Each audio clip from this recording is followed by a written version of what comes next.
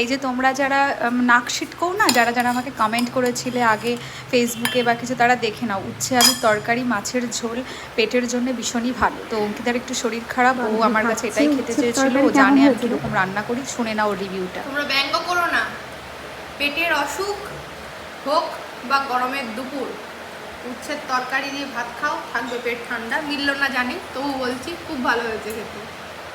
হালকা পাতলা খাবারই আসলে গরমের দিনে ঠিকঠাক আছে। আরে না, অনেকেই বলে উচ্ছে দিয়ে আলু দিয়ে মাছের ঝোল আবার কি করে হয়, এটা কোনো একটা কম্বিনেশন, এটা কি বাজে একটা ব্যাপার। আমার তো ভালো লাগে, বাকি যার যার ব্যাপার। তবে আবার করে দেখা যেতে পারে যদি ভালো লেগে থাকে। আমার কিন্তু রেসিপিটা বানানো আছে ইউটিউবে।